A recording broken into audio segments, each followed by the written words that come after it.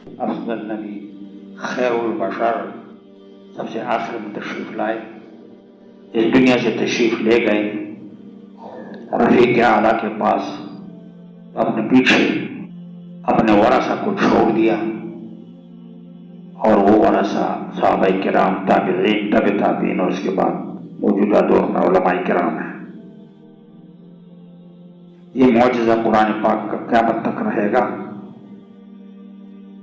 امت مسلمہ کے لیے خاص کر، اور عامت الناس کے لیے، عام لوگوں کے لیے عام طور پر یہ نسخہ کیمیا ہے۔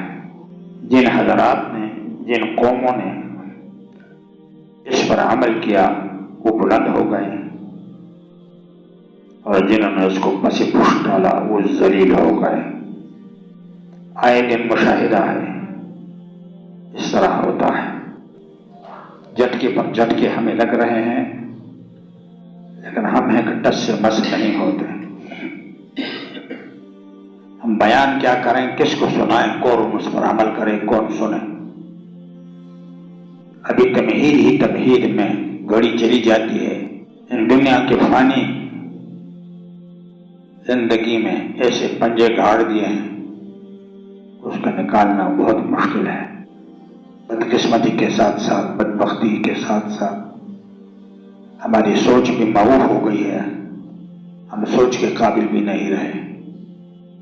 دو چار آدمی ہوں، مسجد خالی پڑی ہو، چند لمحوں کے لیے اللہ کے گھر میں آ کر کے بیٹھ جائیں۔ ہمارے بہت بڑے مفتی ہیں، ان سے پوچھا گیا کہ جمعے کے دن جو بیان ہوتا ہے میں اس کو سنوں یا قرآن پاک کی تلاوت کروں؟ فتویٰ میرے پاس موجود ہے۔ تو انہوں نے جواب دیا کہ آپ بیان سنیں، قرآن کی تلاوت آپ کسی بھی وقت کر سکتے ہیں، آپ کے لیے بہت وقت ہے، اور بیان سننے کے لیے ہر وقت نہیں ہوتا بیان، اس لیے آپ بیان سنیں، شاید آپ کے کام کی بات آ جائے۔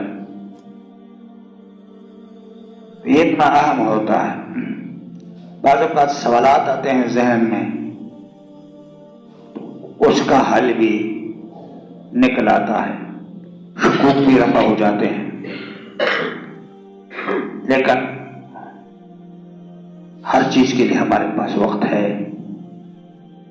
اگر وقت نہیں ہے تو علماء کے بیان سننے کے لیے، مسجد میں آنے کے لیے وقت